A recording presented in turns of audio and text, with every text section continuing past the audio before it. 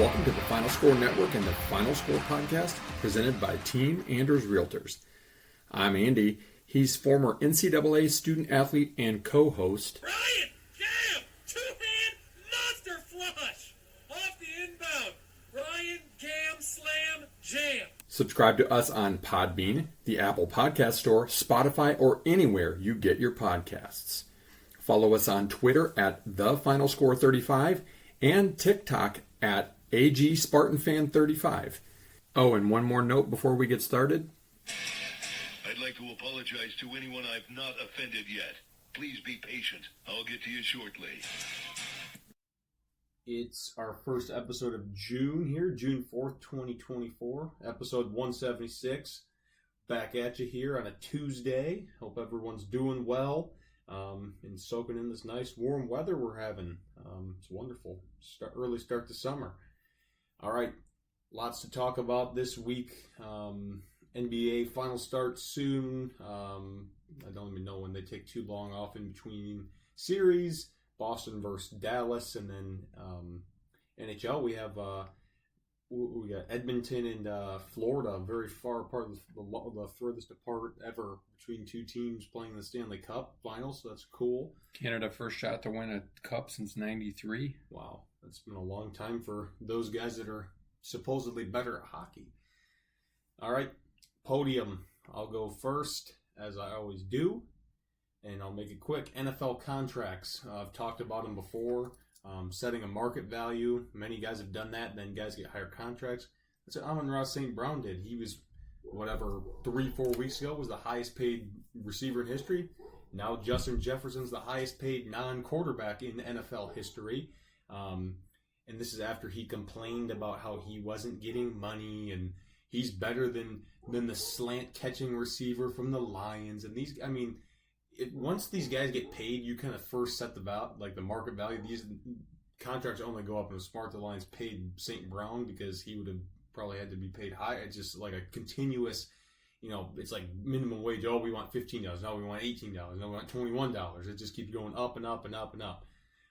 Crazy. And then you have like these guys sitting out mini camp because they want a bigger contract, like Ayuk from the 49ers. He's their second best receiver, and he's acting like he's their first, like he's an all-world, and he's sitting out mini camp and all this stuff. It's like, good Lord, man. Like, I get, like, you're playing the game and you want to make as much money as possible, but at the same time, like, most of these guys aren't even worth this much, so it's just these teams are overpaying for the market, which is a game. Ridiculous. They're playing a game. Yes, it's a sport. It's not like they're saving lives or anything like that, or setting people up for financial success. Unless you bet correctly, most of the time we'll get to betting. That's a sneak peek of the tee up this week, but it's gotten ridiculous in all sports, really, especially the NFL. I'll give two quick shout outs. One to Chris. Hey, did you know that we graduated 33 years ago today from Forest Hills Central? And the place we graduated, Sunshine Church, is no longer in existence. Little fun fact. Also, shout out to Peter, a potential new listener we gained. Played 18 with him at the Mines the other day. It's interesting when you get paired up with singles or other pairs. Peter happened to be from Rockford. He's from Midland, where UB and family are from, so a lot of little things in common. So hopefully you're listening, Peter. Give you a little bit of a shout out. That was a fun round. Hopefully we'll cross paths again. For my podium last week, I kept it a little bit non-sports and kept it to Memorial Day appropriately. It's kind of funny and maybe ironic that I am talking about this because I can't stand the NBA, let alone do I give two you-know-whats about the WNBA. But here we are again. The WNBA is in the forefront, and not just because Caitlin Clark has taken the league by storm. She's off to a great start as a rookie. And here's the thing. Let's just say majority players, and I think you get what I'm getting at, are not happy because a quote-unquote white girl is getting all the attention. Jealous much? Like, last I checked, Michael Jordan didn't bitch that Larry Bird and Magic Johnson paved a path for him to have a successful career in the NBA. Like, Larry and Magic saved the NBA. I'm going to go out on a limb here, and I'm going to tell you, I've never watched more than maybe 30 seconds of a WNBA game. Maybe it was because I was in passing and I saw Caitlin Clark. I've certainly seen highlights of like the play this week. Caitlin Clark arguably is setting a new market for the WNBA and has saved the WNBA. People actually give a shit, and the players want to complain. They want a cheap shot her. And I decided to read about this just because I want to educate myself. There's lots of takes across the media. Some media are like, woe is me. Pat McAfee, I think Ryan, you said it, and he called her a white bitch. I mean, like, Terrible. Come on, dude. That's disgusting. You're supposed to be a journalist. That's disgusting. And people saying, well, she's just getting hers. She's a rookie or whatever. Okay, to an extent, I can kind of believe that. But then you have people like her quote-unquote nemesis arch rival, who, by the way, complained after she lost in the Final Four this year for women's. What's her name from LSU? Reese. Angel Reese. She's complaining about, oh, it's not just her, people tune in to watch me. No, they don't, Angel, because you're just a self-avowed bad girl, villain, bully, and you're not as fun to watch. Like, I'm sorry. I don't care if she's pink, purple, green, white, whatever she is. Caitlin Clark is a fun basketball player to watch, and she's why people care about the WNBA. I'm not saying there are other good women's basketball players. There are plenty of other good women's basketball players. But why don't you just look around and shut up and be thankful that somebody else is willing to carry the torch and carry the pressure of being that savior? I mean, she is the modern day Larry Bird and Magic Johnson. Those two saved the NBA. She's saving the WNBA. You should be thankful that she's got that kind of pressure on her and you don't have it on you. You can reap what she's sowing and laugh all the way to the bank. So I'm here to say STFU to all those. The cheap shot that happened last week that got upgraded to a flagrant one, what are the refs doing in basketball where they're not even looking at it to begin with? I saw a highlight of it. I could tell you in 2 seconds that was a flagrant foul. It was intentional. It was not a basketball play. It was ridiculous. Knock it off already. Jealousy is probably the ugliest look on a human being, and the WNBA is wrought with it. Now, with that, I'm tired of talking about the WNBA because I personally think the game is not very good. Although I will say Caitlin Clark is pretty fun to watch. She was in the NCAA tournament. Shut up, ladies. Shut up. Reap the benefits that Caitlin Clark is paving for you and be thankful because you're making probably 10, 15, 20%, maybe more this year and beyond because people are showing up to games, people are watching games, and she set the market for you. Just like Amon-Ra set the market for Justin Jefferson, Caitlin Clark is setting the market for you. So I suggest you all shut up or maybe it just gets taken away from you. Novel concept, isn't it? All right. T-Up kind of teased it in Podium. Let's get to baseball gambling. This is pretty big news. This came up the other day, and then today is official. I'm going to butcher the heck out of this guy's name, but San Diego Padres player Tucupita Marcano banned for life by the MLB for betting on MLB games. Another just moron. Like, this is the first time that's happened since someone's been banned since Pete Rose. Yeah. And that was, in the 80s, early 80s? Yeah. How stupid. I mean, the guy for Jonte Porter for the Raptors banned. This NFL players banned for betting on NFL. What are you guys doing? You are so dumb. They're dumb. Like, we're beating a dead horse here, but come on, man. Like, and he won. Apparently, he placed tens of thousands of bets and he won 4% of them. It's like, you're already rich. Like, why are you betting on baseball? A game, bet on football, bet on baseball, or bet on basketball, bet on tennis. I don't care. Ugh, just so dumb. Idiots, as Napoleon Dynamite would say. I mean, who's guiding these people? Nobody is the problem. It's just like Draymond last week, who was our tee-up for saying something stupid about nobody's teaching us how to use our money. That's what a financial advisor and an agent is for. So where was that guy in this guy's life? And you know what? I'm sorry for you. You're banned. Go play down in Cuba. Go play in the Dominican. Go play in Mexico. Go play in a beer league somewhere. Dude, you done screwed up.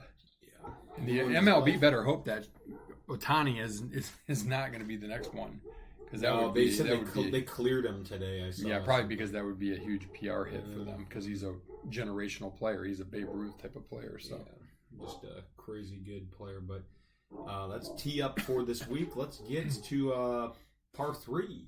I'm back to that for the, I don't know how many week in a row. You want to read the We got the sponsor? dogs chiming in upstairs if you can hear that. Annoying. The first shot is presented by Norris Sports Group. NSG is a boutique agency of experts with 30 plus years of experience in sports, sponsorship, and much more. Learn more about them today at norrissportsgroup.com. All right, golf. RBC Canadian Open last week. Bob McIntyre. He's been playing really well, since being homesick. It's very widely reported if you pay attention to golf as much as we do. He kind of was struggling. He went home, I think, maybe after the Masters for a little bit. He was homesick. Brought mom over with him. She did some home cooking, and he finished in T10, or not T10, in the top 10 for the PGA. Finished 8th, or tied for 8th, and has been really kind of playing well. And then, boom, all of a sudden, he puts his dad on the bag.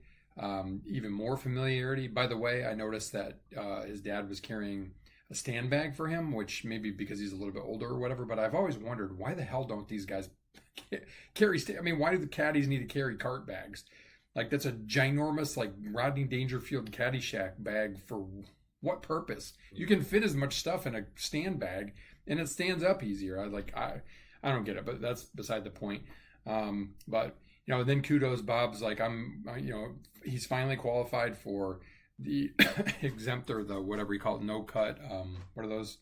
Elevated event at the Memorial this week. And he's like, nope, I'm going home to party. Good for you. Paying off his parents' mortgage.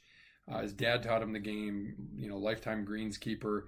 I've never really probably paid that much attention to the Canadian Open for whatever reason. I don't know if it happened to fall on vacation or whatever, but the rink, loved that idea. Yeah, that was sweet. Thought that was super cool. Canadian guys, Mackenzie Hughes was in the running, in every round he put on a sweater, as they call it in hockey. I think it was a representative of a friend of his who passed away recently. Just kind of a cool atmosphere, in their own way, like 16 at, the waist, and par 3s at other courses. Just kind of a cool setup. They serenaded him with "O Canada" on Sunday, or maybe it was on Saturday, and his playing partner stopped, just like paused, took it all in. Pretty cool stuff. Love the kind of the love for country there. Wouldn't that be nice if that happened at the U.S. Open? Yeah. Whatever. But yeah, right. But yeah, it was kind of fun to watch, and a lot of guys kind of charged at him, and they kind of fell off. Great for Ben Griffin and Max Fly, second place finish. Ben Griffin, yeah, my guy. Great performance out of him. That was a really good leaderboard. Tom Kim played really well for the first time in a while. Rory, some other names. Corey Connors, another Canadian. He was up there. It was a good tournament, fun to watch. But McIntyre, I'm not a huge fan of him, but that was really impressive. It's a little bit of a slow player for my liking, but he's kind of an everyday guy, because he was almost like Mickelson in a way, with old Mickelson before Mickelson flew off the cuckoo's nest. Just like trying to make the safe play and then hitting a horrible shot, like kind of likable that way, because it felt like us. We're like, oh, I'm not going to take a driver here. I'm going to take an iron to put it in play and keep myself safe. And then he's put it OB anyway. That's something that we would do. So kind of endeared, him to me a little bit, to be honest, because I like those guys that kind of come across as the everyday guys. I think the PGA is weeding those non-everyday guys out, and they're going to the live, which is nice. But I like that everyday guy kind of appeal to Bobby Mack. So he'd been close before, but he finally broke through, so good on him. Yeah, good for him. Now he's finally that when he's skipping the Memorial this week to party back home in Scotland, you get the thick accent.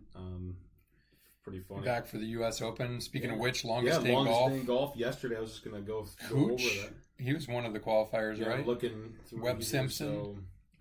In Maryland, there's a bunch of. Didn't Ricky qualify that way last year? Yes. And then he went on to contend. Sorry for the coughs. Got a little allergies from mowing the lawn tonight. Let me find this. Did you see what Scheffler said? He was going to sue the Louisville police. Or the city, if he had been charged. If he'd been charged? Yeah. He's been saying all the right things too about how, I truly believe that he supports and backs the blue like we do. And like I said, I think last week or a couple weeks ago, all it takes is a couple of jackasses to give the blue a bad name. And, whatever that was, if that was a power trip or if it was a guy that had money on the field or whatever the case may be, own your mistake and just say, look, I made a mistake. I screwed up. And it's not about it being Scotty Scheffler because that doesn't matter. You're not above the law just because you're a celebrity. But by all accounts, none of what he said happened. He was rather rough with them. And you're talking about throwing around a golfer and beating him kind of a little hard by the shoulders and that kind of stuff. That can ruin a career if you're not careful with that kind of stuff. So, yeah, not cool. Not a good look for Louisville Police, which has had a little bit of a poor track record in the past, honestly. Yeah, let's see. I'll tell you who qualified. Some notables. Who missed. Not really any in that tournament. Speaking of Daniel Berger. Oh, I didn't see Berger made it. That's good. Yeah, they both made it from Jupiter, Florida, the Bears Club. Let's see. There's some notables that missed out, I think, if I'm not mistaken. I saw Webb Simpson qualified. Adam Scott did not. It was the first time since the 2004. Yeah, Sam Bennett, who played well in the Masters last year, and then Webb Simpson. Harry Higgs qualified. Good for him. Good man. Seamus Power, Brendan Todd, Justin Lauer. First time I saw a cool video of him getting emotional because he qualified for the first time. That's pretty cool. Adam Scott lost in a playoff to Cam Davis, fellow Aussie, to get in there. So no Scott. He's an alternate. Yeah, it could be the first major he's missed since 2004. I think it is. Oh, how about this one? This one's in. This was in Dallas on May 20th. I didn't even know this. Sergio didn't qualify. What a shame. I did know that. Yep, I remember seeing that. Yeah, some big names actually didn't qualify. Kind of funny, or even try. But yeah, looking forward to the U.S. Open in a week. We'll probably do our picks again. It'll be fun. I'll have to do them Wednesday because I'm going to be in Chicago Monday, Tuesday. So yep. So Chris, Mitchapalooza, get your time carved out on Wednesday. Next Wednesday, we're going to do the draft for the U.S. Open segment. I'm trying to think. I was gonna say something else golf wise. Oh, that 15-year-old that played in the Corn Ferry is playing in the Rocket Mortgage. Oh, that's cool. Oh, Yeah. How about the 15-year-old that was like doing really well at the women's U.S. Open? I mean, that's pretty. Yeah, it's pretty amazing. Pretty sweet. You want to do memorial picks?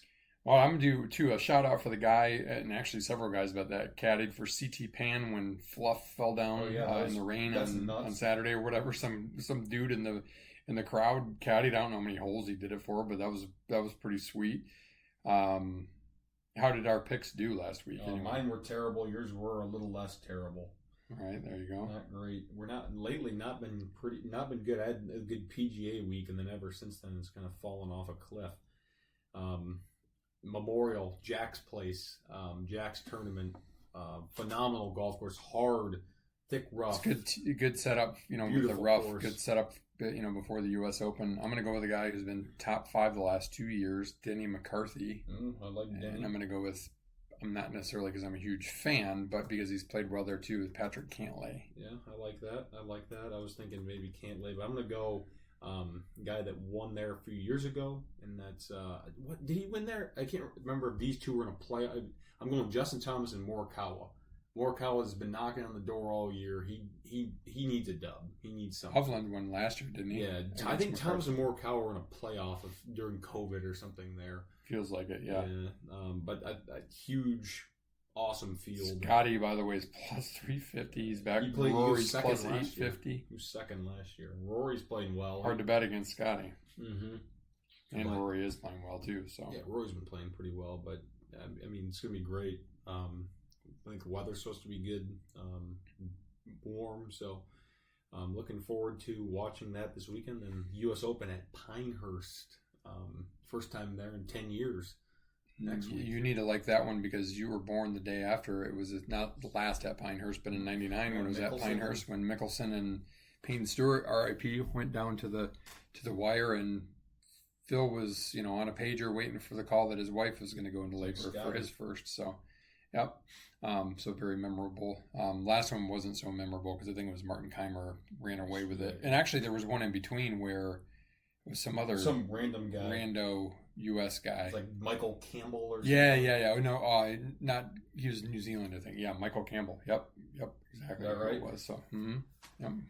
I think it was 05, 04 or 5, I want to say. Something like that. So that's always fun. The Donald Ross course, if you ever go play the Ross course up at Boyne, there's a couple of Pinehurst replica holes up there. It's definitely on the pretty fun to play list. on, yeah. I want to see who's won the U.S. Opens there. This is interesting. I know Keimer, obviously. So, major championships there. 1936 PGA. Danny Shute, no idea who that is. U.S. Open 1999 was the first time Payne Stewart. Michael Campbell won in 05. And then Danny Lee won the U.S. Am there in 08. Keimer won the U.S. Open the last time it was there. And then in 2014, same year, Michelle Wee won the U.S. Open for women there. I kind of remember that, actually. Rare, same venue for the U.S. Open. Yeah, now that's double.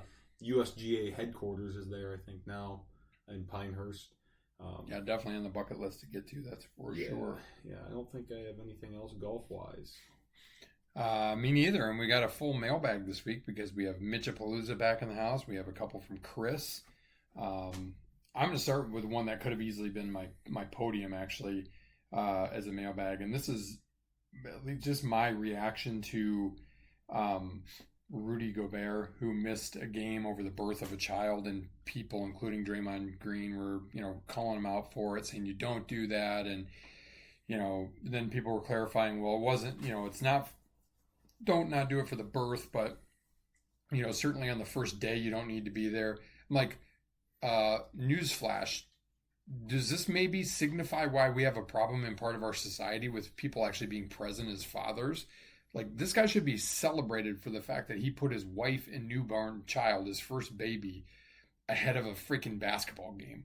I don't care if it was a key playoff game or not. Like, he could have been hurt too, so suck it up and find somebody else to play. The people that chastise him, I think, is the biggest cop-out piece of bullshit ever, and it is, again, a microcosm of our society. It's just like the jealous mean girls in the WNBA. It's the dumbass, mean idiots in the NBA. It's like, we have our priorities so screwed up in this country, especially the rich athletes have their priorities so screwed up, and you wonder why we're going to hell in a handbasket. You're the people that the kids look up to, and you're going to chastise a guy for wanting to be a dad and celebrate a brand new baby. And yeah, you're right. There's not a whole lot you do in the first day except for you just kind of look at your wife and go, all right, what do we do now? But hats off to Rudy Gobert for that. I thought that was a class move. And by the way, he did try to get there. There was weather that didn't allow him to get there, so cut the dude some slack. So that's kind of a quasi-podium, but also hodgepodge. So let's start with little Mitchapalooza, since Mitch missed us last week. Speaking of being a new dad. All right, so a little bit of golf mixed in here, a lot of golf mixed in here, a little bit of Michigan State in here too. Mitch says, good win for Bobby Mack up in Canada this past week. Does him having a tour win put him ahead of Tommy Fleetwood, even though Tommy has more notoriety? Ooh, I like that question. Tommy doesn't have a he's PGA one. win. He's one of the DP. But, I'm gonna say no. I don't know. I think Tommy's proven it for a while. He just hasn't gotten over that hump. I don't know. That's a fair question, Mitch. I think that, and Tommy Fleetwood has had more sustained success even without a victory at this point in time. But it's hard to pass up a win too, right? Like, you remember guys who win majors, right? Like, if Ricky Fowler never wins a major, but Xander Schauffele wins one, no matter what else happens, Xander's going to be considered a better golfer, right? So, this is not quite the same. It's not a major, but I probably kind of have to. It's a to be continued. I think I need to see him continue to have some success, and he's fairly young, so there's plenty of chance. But I mean, I think it puts him neck and neck, because a win has got to equal all the runner-ups that Tommy Fleetwood had. I mean, it's hard to win, and he got to win against a really good leaderboard. So, Fleetwood's going to have more notoriety overall because it's just he's recognizable and whatever else. But I think it puts him on par in terms of what they've done on the tour. That's for sure. Yeah. Excuse me. Should the PGA Tour do a common club event?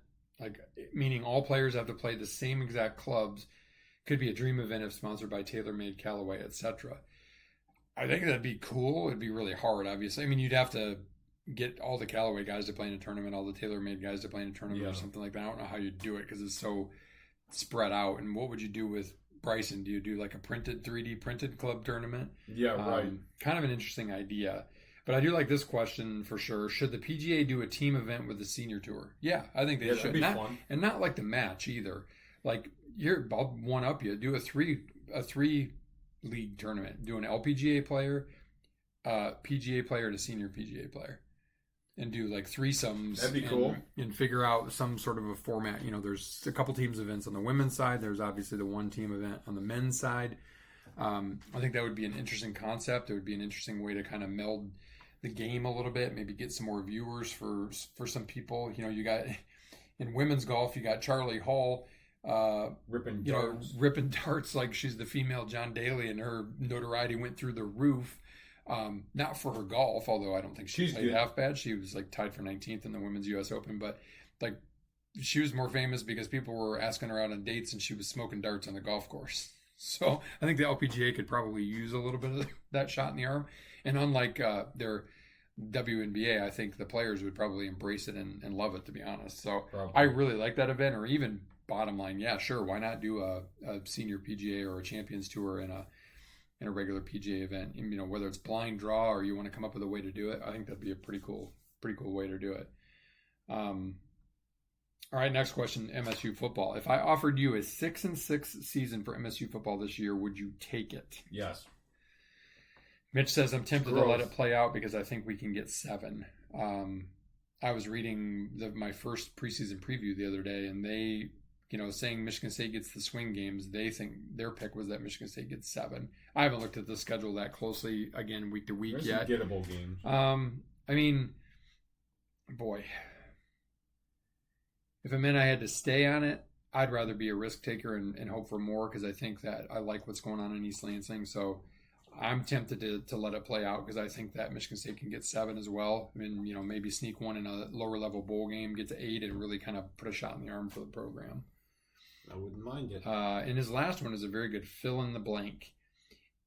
Aiden, don't call me Jackie Childs. Best moment at MSU in his career will be blank. I think he's gonna have a game where he has where he's gonna have 300 yards passing, 100 yards rushing, or something like that. Just insane numbers, like 400 total yards, 5 total touchdowns, or something like that. Just Lamar Jackson video game numbers. See that? I mean, beating Michigan. I think his best moment at Michigan State is going to be that he's going to beat Michigan twice in his remaining time, and he's going to beat Ohio State at least once. It's been a while. It's been Connor Cook since that's been done. Yeah, we haven't beat Ohio. Well, he wouldn't play. He didn't even play in that game last time, 2015. So, good questions as always, Mitch. We appreciate those. I got some from Chris as well. Let's see here. Chris says, if PGA Tour players bitched and whined about Tiger getting all the attention in golf because he was black, the way woke he says woke as in W and then OKE in parentheses NBA players bitch about Caitlin Clark being white, how would the media have reacted? There'd be hellfire and brimstone. Oh, exactly. So that I didn't mention that in my podium open, but all this accusations of people being racist or whatever. Talk about pot, meat, kettle. I mean, Chris, you're exactly right. There's no way that would have flown back then. And here's the thing: is good is good. It doesn't matter if you're a women's player in women's sports, if you're a men's player in men's sports, if you're white, if you're African American, if you're Mexican, if you're European, if you're Asian. That doesn't matter. Good is good. Period. And the fact that anybody even makes it about race is, again, a microcosm of our society. It comes from the top down, and the lack of leadership that exists in the White House and beyond. And all the accusations that everybody else who doesn't get on board with things is a racist or whatever. I saw something pretty funny the other day. I don't know if I can't remember if it was a comedian or what, but it was why does the NFL have a DE&I group when there's only 24% of the people in the league are white? I mean, it's overdone, it's overblown, it's ridiculous. we get it. Things were bad in the 1800s. Things were bad in the 1700s, 1600s. This is the 2020s. Like, let's move forward and stop mincing on things that happened way out of anybody's control and making things to be worse than they are. I totally agree with you, Chris. Like, if that flipped, there's no way that would have flown. No way. Like what Pat McAfee said, imagine if he said that today, like in that case about Tiger Woods. Holy hell, Rome would have been on fire. That's unbelievable. Here's a great question from Chris that came in today, or yesterday. Blank will be the coach the next time Michigan State basketball wins a natty. Tom Izzo, 2026, or whenever it's in Detroit. That's his last. I want to believe it still can be Tom. Chris says someone other than Izzo. He's like, I'd love to be wrong, but given the last 4 years, I don't see Iz adapting and putting together a strong enough roster to win a second one. His best chance was 2020, and the Libs screwed that by closing the country simply because it was the only way they could beat Trump. Very good point. Yeah, you're not wrong on that. I still give him the benefit of the doubt, and here's one of my biggest reasons why. The still asinine $2.7 billion suit that the NBA or that the NCAA has to settle and pay these athletes is going to change and level the playing field on NIL, I think. And it won't be so much being able to buy players. I really think some things are going to come out of that to put some skin in the game to make it all, quote, worthwhile. Again, none of it, it's all ridiculous and none of it is worthwhile. But I think because of that, I think that Izzo is not going to have to adjust quite like he was going to have to. So I'm still willing to give him a shot. Otherwise, I'm going to say it would be Drew Valentine. And that'd be pretty sweet. I wouldn't mind that. Let's see. Here's one. Let me click on this link because I grabbed this for a reason. Oh, here's my favorite headline of the week. Let's get your take on this one, Ryan. NCAA and states reach agreement in lawsuit to permanently, in the states, as in the government, permanently allow multiple transfer athletes to compete. What? The NCAA and a coalition of states suing the organization announced a proposed settlement of a lawsuit Thursday that would allow athletes to be immediately eligible to play no matter how many times they transfer and offer some who were sidelined an extra year of eligibility. So we're going to get more of this crap. So it's never going to end. So there's going to be guys in college for 35 years. So the days of, like, loving a guy, and like Chris said, was saying in a group chat the other day, of like following a guy through the recruiting process and picks a Michigan State, and you just, whether he's a 3-year guy in football or he's a 2-year guy in basketball or he's a 4-year player or whatever, those days are gone because there very few guys are going to stay anywhere. I just think that is, I mean, again, I've said this on the pod numerous times, like, why don't you just call it the minor leagues then? Yeah, it's not even NFL. Stop the farce of calling them student athletes because they're not student athletes. The only student athletes are Division III. Well, but these other sports are, though, like... Well, that's true. To an extent. But yeah, you're right. Not football and basketball, no, absolutely not. Maybe football, basketball, maybe baseball, maybe basketball, maybe women's softball. That's about it. Yeah, I mean, there's not a ton that are still can hold that name, but it's such a lost cause at this point. It's stupid. It makes people, it pisses me off, makes me sad, because it's not professional, but they think it is, so that's great. Can't even do what they do in the professional, change teams every 5 minutes. Can't do that. But here they do. So, yeah, it's insanity. Did we talk about this one last week?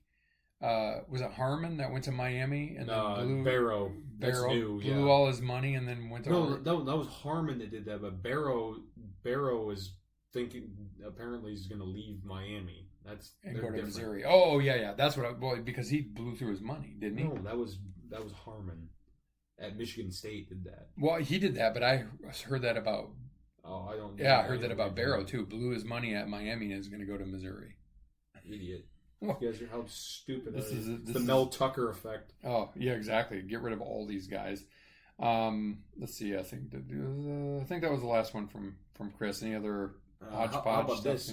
Did you get a look at Northwestern's makeshift football stadium right on the water? It looks pretty freaking sweet. They're playing at their practice facility. Put some stands in there, and they're leaving a crease so you can see the lake right next to it. From Is the it stadium. Inside? No, it's outside. They they probably have an outdoor It's and pretty an indoor. sweet. Take a look if you haven't seen it. Looks pretty cool. Trying to think of anything else. Yeah, because it's going to be a couple of years. Pistons before their new hired, stadium's up. got rid of their GM. That's good. That guy sucked. Trajan Langdon, new president of basketball ops, former Blue Devil. There's a love affair with Dookies. I just saw the Lakers are focused on J.J. Redick as their next coach. He's even coached. He's been an analyst, He's on isn't he? ESPN. What a joke. Probably because LeBron. Probably because he'll draft Bronny like an idiot, like a robot, Yep. like a typical Dookie. Yep. I don't think I have anything else. I shouldn't. No. All right, then let's go to a word from our presenting sponsor. Team Anders Realty will help you find the home that fits your wants and needs, and they make the process simple and fun along the way. The Anders have served thousands of clients for 30 plus years in the West Michigan area and are here to serve you today. Learn more at teamanders.com. Best in the biz. All right, let's go state to state. We can go through that. You remember that picture I sent you the other day? We can talk about that in this too. Oh yeah, let me find that in a second. State of state / college / Big Ten football kind of. Michigan State, I know they started hosting officials last week for 2025. Seems like it went well. Sounds like they're going to get a few guys, which is great. Very excited for what Coach Smith's going to bring to the table. I think that this team's going to surprise people. I think they're going to win a game they shouldn't, and have a nice season. And these coaches actually want to develop their players. They're not just clout chasers, and they want to go out and recruit OKGs. They're not just chasing stars in recruiting like Mel Tucker did. I'm just going to go offer this 4-star, and they can come here and take pictures with pit bulls and Lamborghinis, and then never come here. None of that garbage, which I really like. I think they're doing another Spartan Dog Con. I saw. They're doing that was the only good thing Mel did. Yeah, that's pretty sweet. That's an Izzo thing. Yeah, they're doing that this year again, so that's pretty sweet. Sweet logo for it. Football. What else? Coach Saban, Coach Darryl Rogers, and Flozell Adams up for College Football Hall of Fame 2025. Pretty sweet. I think Saban will be first ballot, obviously. Yeah. Maybe even Flozell. He was an animal. Flozell was a stud. He was there in my time. Played a long time in the NFL. Cousin Dave was his backup. I'm trying to think if I have anything else. Football. Well, I'll continue on football. So the image Ryan was referring to, he sent me the newly adjusted Big 18, a.k.a. Big 10, all-time records in top 10 matchups. These are games with both teams being ranked in the AP top 10, including non-conference, and how they've fared. And I'm just going to go through this. And at the top was pleasantly surprising. So in 18th, Rutgers 0-0. They have never been faced off in a top 10 game, which blows my mind because I felt like in the 04-05 I thought they were a top 10 themselves, and I can't believe they didn't play another top 10 team. But either way, so they have a 0 win percentage. Indiana 0-1. I believe that only shot was probably like COVID year, right? They were top 10 and they played Ohio State, maybe something like that. Maryland 16th or 2-7. Northwestern 15, 6-13-1. The winning percentage there is 32.5%. That's why the next two teams who only have 5 wins have a higher percentage are ahead of them. Purdue at 14, 5-10-2. Illinois 5-7-1. UCLA 13, 18-2. That's a little bit surprising that they haven't had more top 10 games, but they were good for a while, like under Donahue back in the 80s, 80s and 90s, and otherwise historically they haven't been great. 60s. Wisconsin, actually, this surprises me. They've only played 25 games as a top 10 team. They're 11-14. Yeah.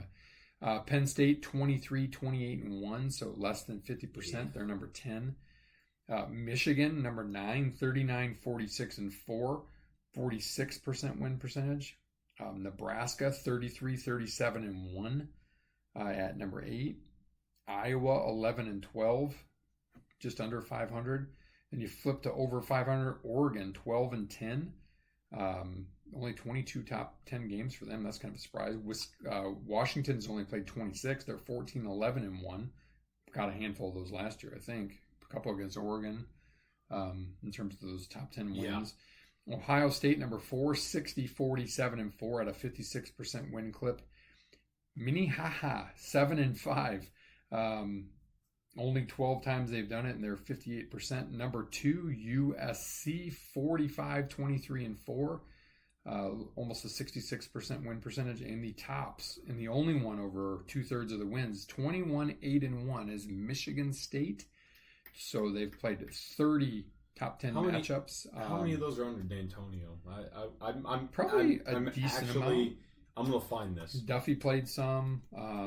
So Michigan State in 30 games, way more than Minnesota, more than Washington, more than Oregon, more than Iowa, not Nebraska or Michigan or Penn State, more than Wisconsin, almost as many top 10 matchups as UCLA, way more than Illinois, way more than Purdue or Northwestern or Maryland or Indiana or Rutgers. So as much of a roller coaster as we may ride, not bad. Yeah, I'm going to find this real quick. I'm looking up. Okay, 2010, none.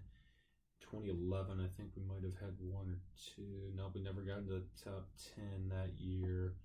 2012, 2013, we had 2. Beat Ohio State and Stanford. So 2 under D'Antonio right there. And then 2014, lost to Oregon, so 2-1. We were at that game. Yes, we were. Then beat Baylor, so 3-1 as a top 10 team under D'Antonio so far. And then beat Oregon, 4-1.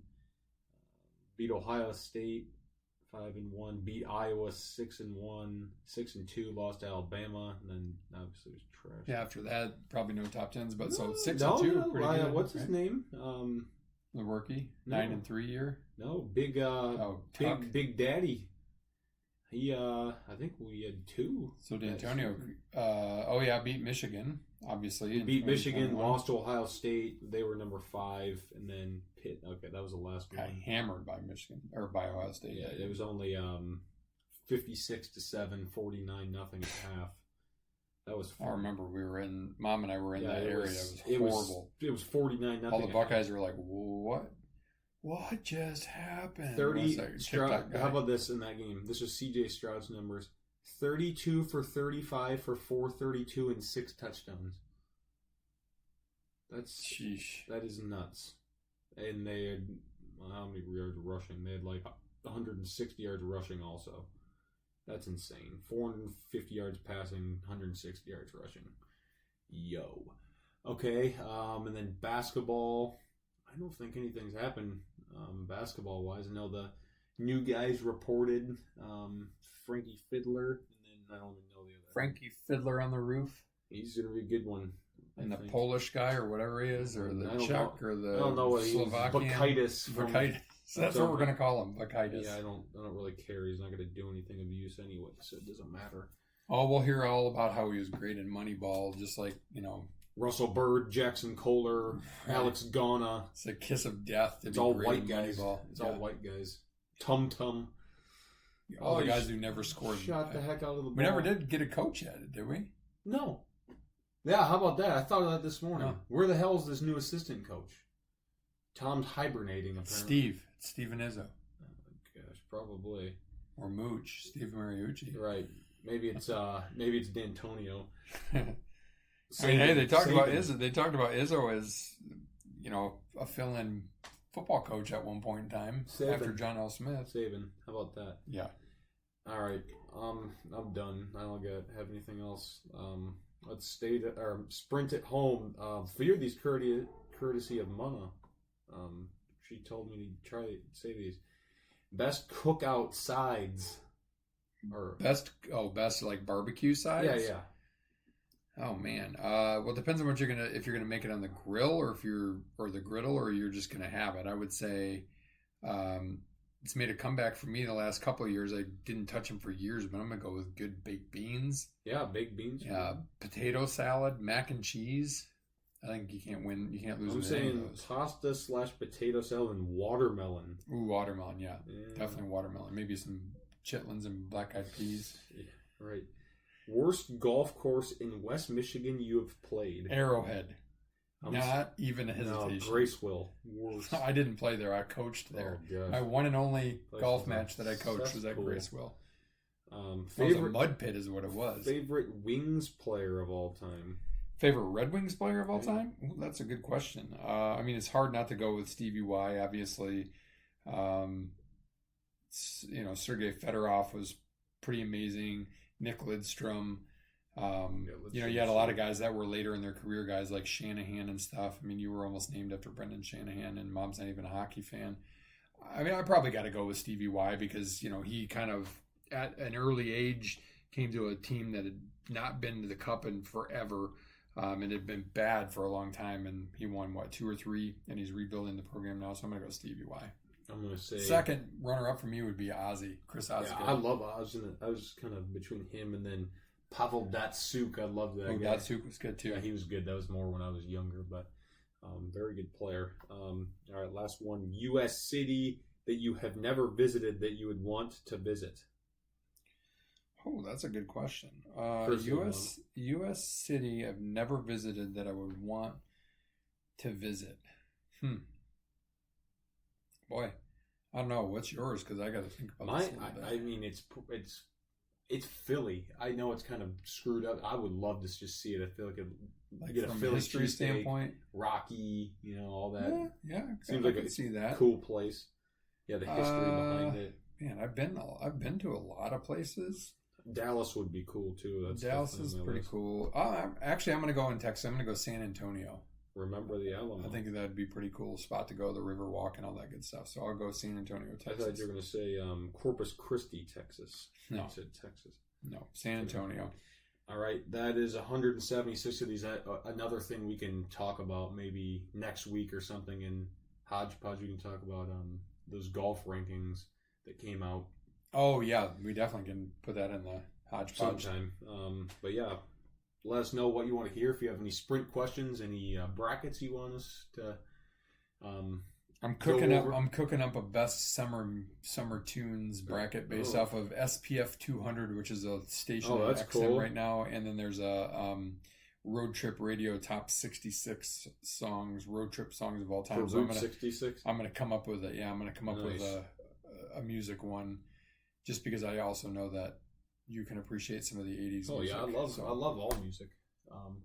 But we appreciate you guys listening. Couldn't do it without you guys.